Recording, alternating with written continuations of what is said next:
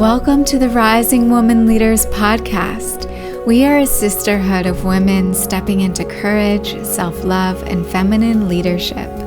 I'm your host, Meredith Rom, and here I'll be sharing personal insights as well as interviews with inspiring leaders and entrepreneurs so you can create more daily magic in your life and also grow your business without losing sight of spiritual values as a rising woman leader.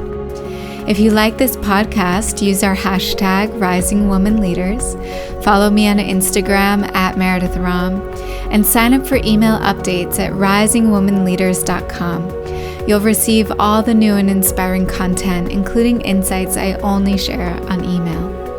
Now get cozy with a cup of tea, light a candle, and grab a journal to listen to this week's magical radio podcast.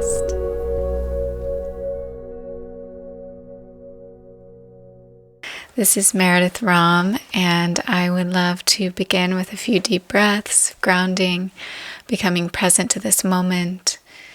Relax your shoulder blades, relax your jaw, relax your eyes. Exhale all the air in the body. Take a deep inhale, and exhale through the mouth. Do 2 more of those breaths in your own time.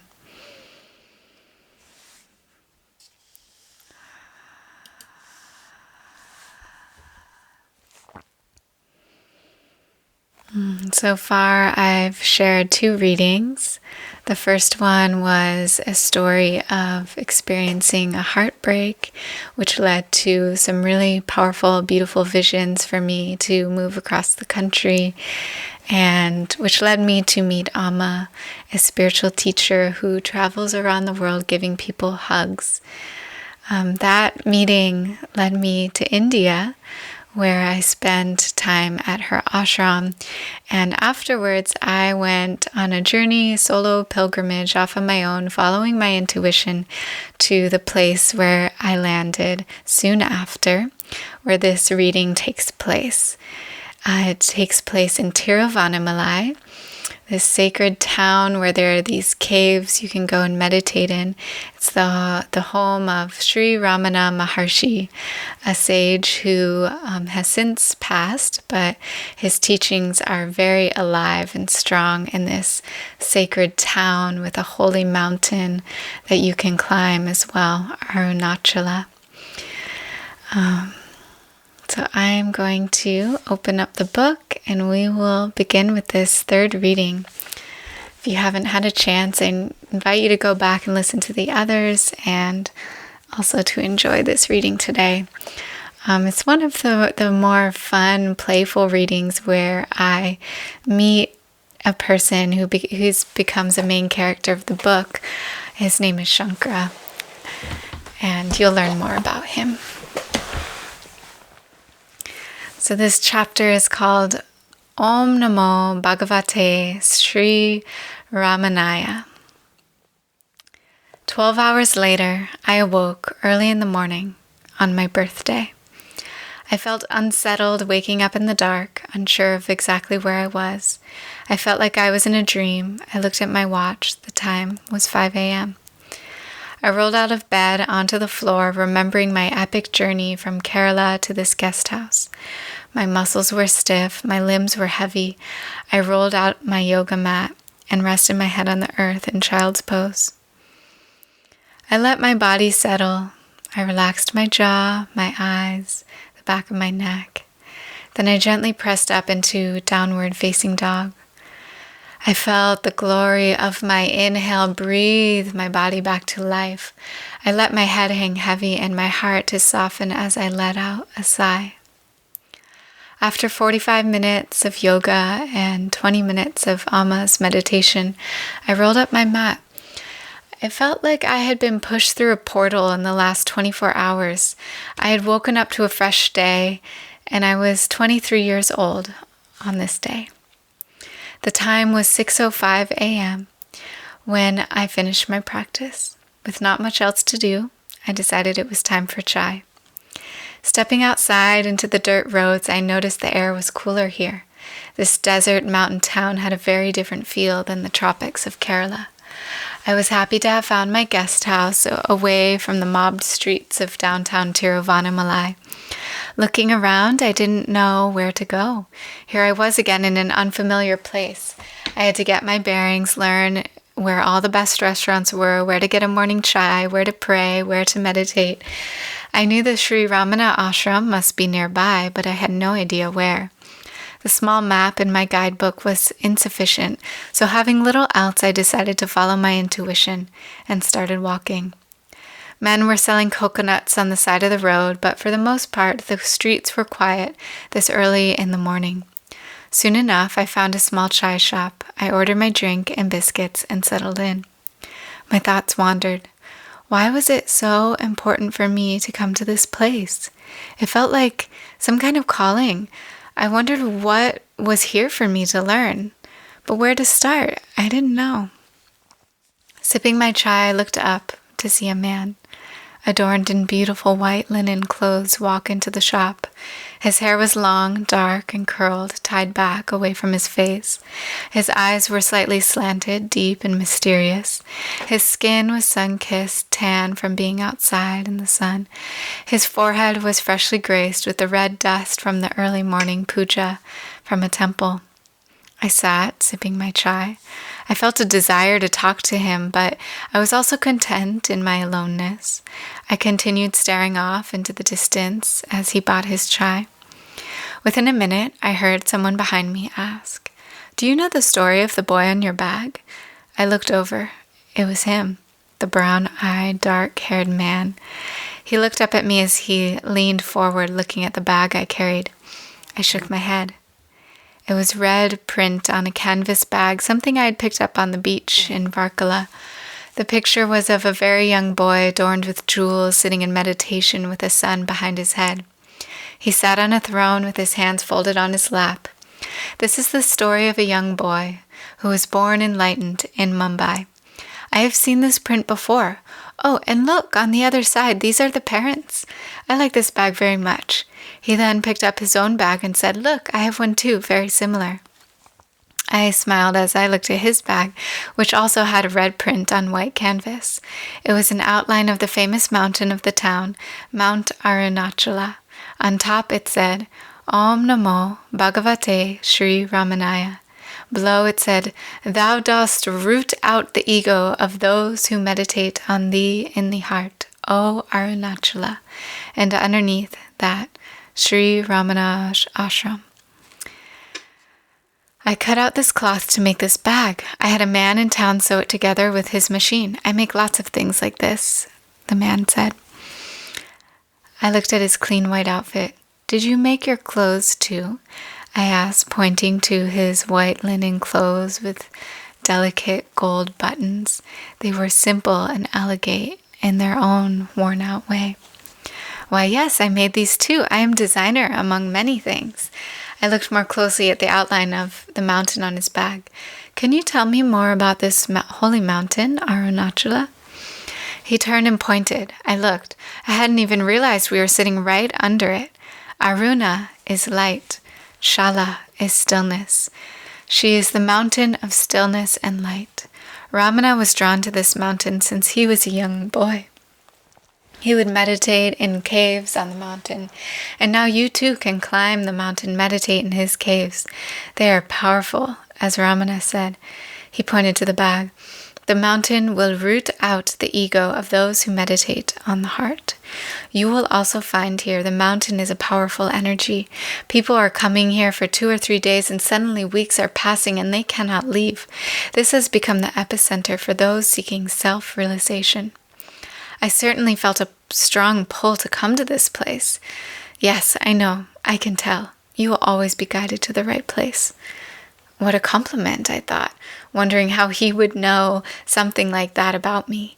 I paused and smiled to myself as another question bubbled up. Is the ashram near the mountain? He laughed and replied, "We are sitting across the street from the ashram. You found the ashram, the mountain, and I must say, the best ginger chai shop in all of the town. See, I told you would always be guided to the right place." I laughed. How wonderful. I looked across at the gate. Suddenly, two of my goals for the day, find the mountain and the ashram, were done. The last thing on my list was to find a good restaurant. Well, I guess I'm very lucky. This was my first morning here, so I'm figuring out this town. And it's my birthday. I feel very lucky to have met you. Would you be able to tell me a nice restaurant to go later today? Your birthday! Happy birthday! There are many good restaurants for you to go to here. Of course, but you need a bicycle to really get to know this place. You can ride a bike, he asked. Yes, I can. Okay, good. Here, let me draw you one map. He took out a small piece of paper and drew a little map with the mountain and the ashram and a road to a house with a woman named Padma. Padma will rent you a bike for 20 rupees a day. He then made a star for the best hidden lunch spot where an Indian woman cooks the best Indian sattvic food and serves it from her own home for only 70 rupees. Wow, amazing. Thank you so much. I looked back at him and realized I had not yet asked, what is your name? My name. What is a name? I have so many names. You can call me Shankara. What does that mean? Shankara, it's a Shiva name. This one name came to me in my meditations. I was in silence for 3 weeks, locked in a room with no books, no writing, no nothing. Someone brought me food every day and that was it. That is when you really get a glimpse of becoming awake. Shankara was a name that came to me in this time, and now it is a name I call my body. I was so interested in this man, I didn't know what to think of him. More questions arose. So you are from India? At first I thought maybe you were foreign. You don't look like the other Indians. Yes, I hear this often. My body was born in Rajasthan, but much of life was spent in Osho's ashram in Pune. Indians, he paused. They do not understand me. They stare at me as if I am foreigner. I pretend to be Spanish or Israeli. I don't want to upset anybody when they know of my lifestyle. I am too free. I had heard of Osho, but all I knew about him was what I read in my Lonely Planet book, that he was the guru of sex and Rolls Royces. Is Osho your guru? I asked. Guru? I have no guru. I follow my own guidance. I learn from many, from Aramana, from Osho, from Muji. I have many teachers, but I am my own guru. There is no one to follow. I lived 4 years at Osho's, but I left because my body wants to be free. I have no guru, no religion. I say just be free, appreciate each moment, don't live in life trying to possess each person you meet. That is the advice I pass on. Every time you meet someone, take what you can from the experience. Enjoy, let go, be free. Learn from your teacher and then continue on your path. Is that what you mean by self-realization? What exactly is it? And who is Muji? Yes, self-realization is looking inside to the heart, finding that you are already enlightened. There is nothing to achieve, but just to realize. You don't need to follow anyone, just have teachers to help you realize. Muji is one of those teachers here in Tiruvannamalai. He left just last week. He's like a second father to me. He holds satsangs here for November to February, and many people come during this time to go hear his teachings. I nodded. You know, I feel similar to you about not following just one guru. I came to India to see Amma first in Kerala. Have you been there? My body has not been there yet. One day my body will go. This I know. But yes, Amma, my bodyguard, my body has hugged 5 times in different places, yes. I feel very connected to her, but at the end of my stay, when I asked myself, is Amma my guru? I couldn't say a full yes. I felt a connection, but it didn't feel right to call her my guru. I like the idea of being my own guru and learning from many enlightened teachers. I think I also have a connection to Sri Ramana. I suppose I will find out while I am here. Yes, Shankara said, with a head wobble. I then asked, you mentioned you were born in India, but you don't feel connected to other Indians. Why? Sometimes I feel the people around me are dead. I see so many people around me repressed, living life with structure, and all their renunciants living a life of celibacy. They are dead. So many people in India are repressed, especially sexually. I do not want to live that kind of life. It is unhealthy to me. Shankara continued, I am free. I move from moment to moment. Sometimes the people, they stare at me. They know something is different, but they cannot see. I am so alive. I am so present in my body. That is why they look. They are all asleep, these people around, and they think, who is this person? He is so free. So this is why I am not so close to the Indians. My friends are foreigners, people who accept me. I nodded, and he continued, also, I was monk in past life, serving God in a life of solitude and grace, but I was unable to spread my message. I was repressed. So now, this life, when I come back, I took different body. I took body of an everyday person so I can spread my message and reach more people. When you are monk, you are so silent all the day. Now I can talk and dance and play and be free. As he said free again, his hands went up in the air and his chai did too, all over his beautiful, pristine, white linen handmade clothes. Oh no, I exclaimed, your beautiful clothes. Shankara laughed. Oh, so excited I got, even spilled my chai. I must go to the ashram now to wash this right away. Here, you come. I show you the ashram now, yes? He stood up and I stood up with him. Across the street we went. The ground was dusty and dry. Sadhus, old Indian men dressed in orange cloth and turbans, living in devotion and homelessness, lined the street to the ashram. Dust kicked up in the air as motorbikes and rickshaws whizzed by. A cow stood waving his tail on the right, a man with a machete and a coconut on the left. Shankara turned to me as we walked. You know, I never wake up this early. But I looked down at my watch. It was now 7 a.m. But yesterday was a special holiday. Tiruvannamalai celebrates during different phases of the moon. Yesterday was a very auspicious new moon, the darkest night of the year when you arrived here. This new moon also falls on an auspicious holiday, Mahashivaratri. So there was a big celebration. People stayed up all night dancing in the streets and marching around the mountain. I was feeling to stay at home last night, so I did not go. I woke up very early this morning with the feeling I was supposed to go to the Ramana ashram to pay my respects and attend the puja ceremony. So I was up at 5 a.m. and off to the temple.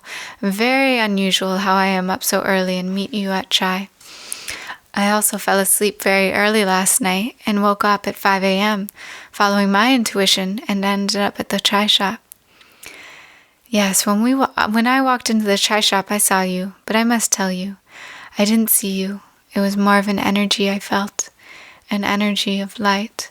I was planning to get my chai to go. You saw how I had plastic cup instead of the nice glass one. But just as I was leaving, a man behind you stood up and left. So I thought, well, I just sit and see. And I saw your bag, and I felt connection and talked to you. It's funny because I was just asking the universe to show me where to go and what to do next. I was wondering why I ended up in this place anyway. I paused, looking at him, feeling a deeper purpose for having met this person, but still not yet understanding why. It seems maybe we were supposed to meet here, were the words I finally settled on. I felt an attraction to this man, but it was not the kind of physical attraction I was used to. It was subtle. Like he said, it was more of an energy, a feeling that cannot be described other than light. Shankara turned to me. You know, when I spilled my chai, that was no mistake. We were supposed to leave the chai shop then. Did you spill on purpose? Well, no, that was one clumsy mistake, but God made my body spill the chai for purpose. I smiled. Okay, here we are. We arrived at 2 large sinks on the side of a building.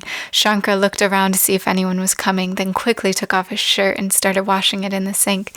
I felt embarrassed and thought, oh no, what if someone catches me in the holy Ramana ashram talking to a man with no shirt? Hurry, I think someone is coming, I said, even though part of me was excited by the thrill of it all. Shankara quickly wrung out the shirt and put it back on. The stain was barely visible now. He held his hands out and smiled at his accomplishment. Okay, good. Now that is taken care of. I show you the ashram, he said as he took my hand and led me away from the sink. Peacocks roamed freely on the ashram premises. I stopped in admiration. Little did I realize Shankara was watching me.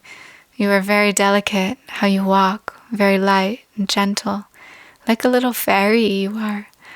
How endearing, I thought. I smiled to myself and continued walking. So now I will take you to the entrance where you walk to the caves. The best time to go is early morning. Wait to go see the caves tomorrow morning. There are also beautiful sunsets you can see up that trail. There's a spot with the rocks where you can watch and meditate. Maybe you'll go later today. Little fairy, do you have a name you like to be called? Well, my name is Meredith. You can call me that. Meredith. Indians always had a hard time pronouncing the TH sound. I think I will have to find a new name for you. But for now, I will call you Mary. Merry. Like happy. How long have you spoken English, Shankara? I asked curiously. Maybe 10 years, maybe more. I knew no English when I was growing up, and now I speak 4 languages: Rajasthani, Hindi, English, and silence. The last one made me smile. Shankara talked about his spiritual path with such lightness, such play. Shankara made meditation and spirituality seem so accessible and enjoyable. He led me down a stone path back near the entrance. He pointed to one building and said, "This is the Samadhi of Ramana, where his tomb is. This is where the devotees go to be close to him and to meditate. Over there is the temple. Here we can go in. You walk in a circle around the pillars like this." I followed him around, and when we got to the exit, he playfully pinned me on the forehead with red puja dust on my third eye. Now we go to the best part, the gift shop. I'm joking, but here you go. Look, I will wait outside. I see one friend. Shankara walked off while I walked inside the gift shop to look around. Many books stood on the shelves, and many pictures of Sri Ramana Maharshi's face looked back at me. I felt calm looking at his gentle gaze.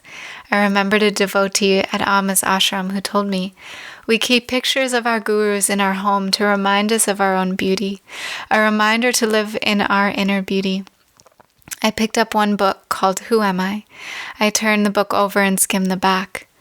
When the inquiry, who am I, is persistently pursued, all other thoughts get destroyed, and finally the I thought itself vanishes, leaving the supreme, non-dual self alone.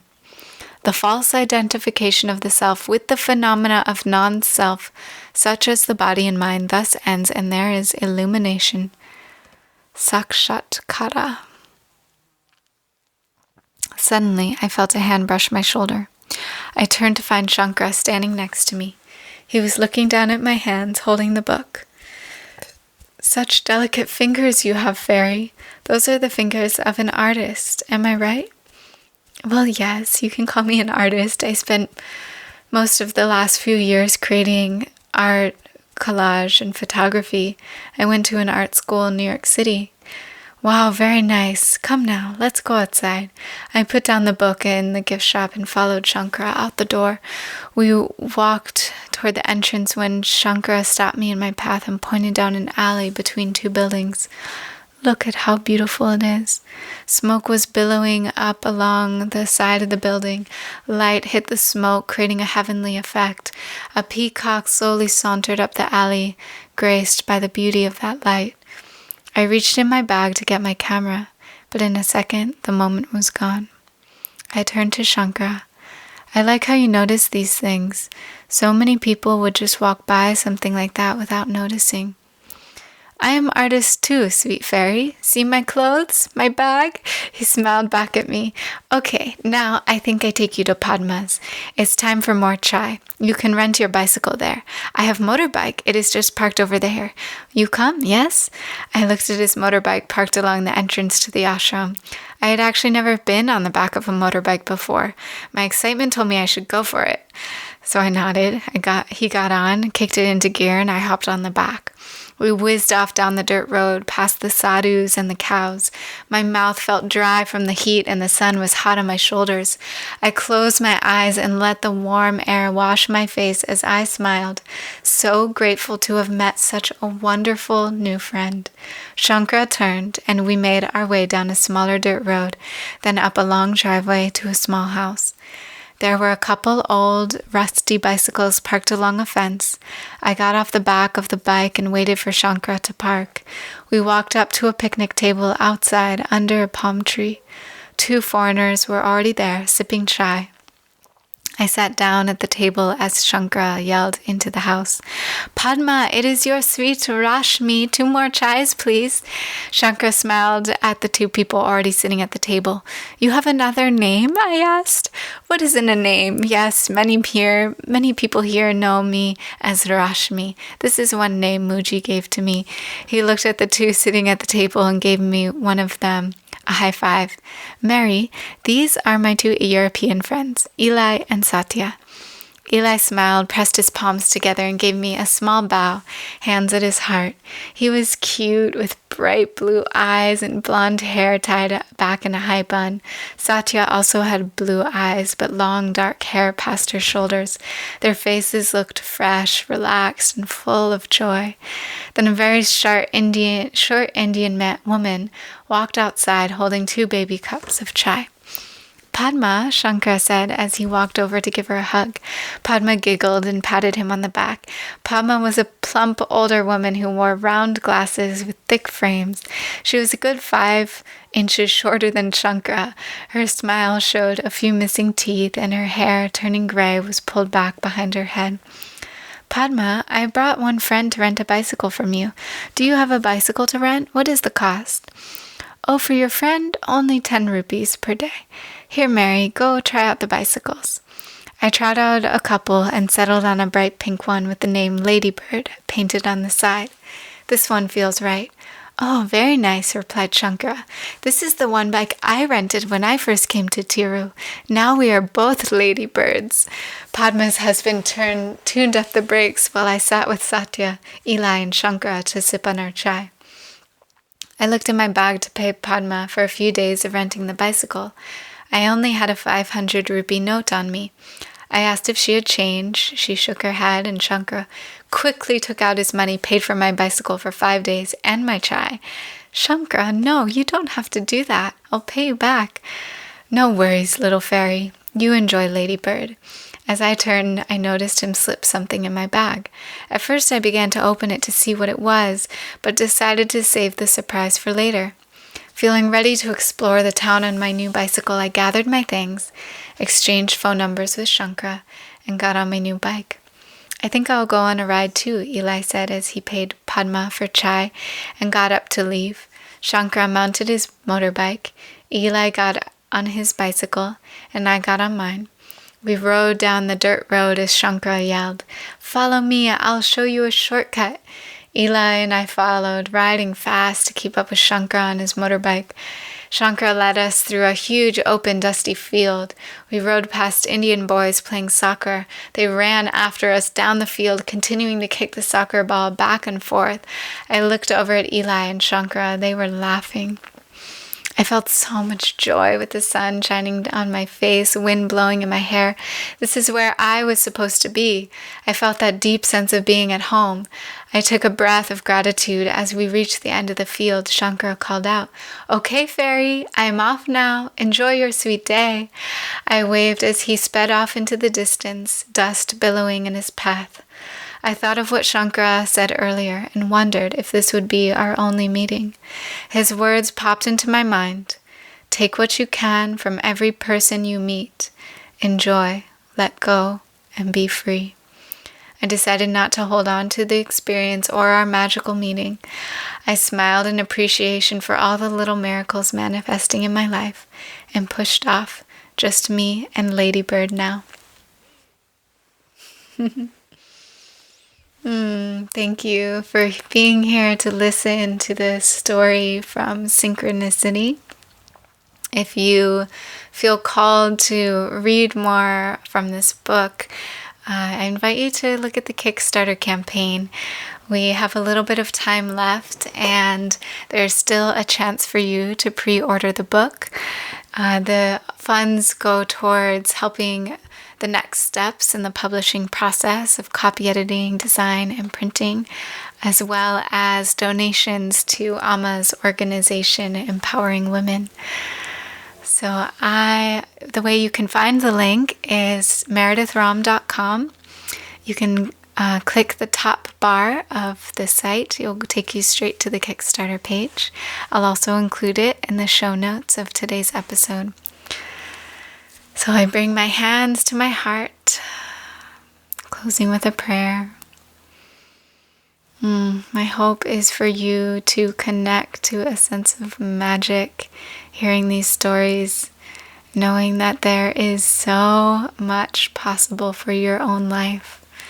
When you are willing to go out and follow your inner callings, your intuition, your dreams, when you're willing to face your fears, take those really big leaps and trust in the universe, you will be met with so much magic. So I bow from my heart to yours. Namaste.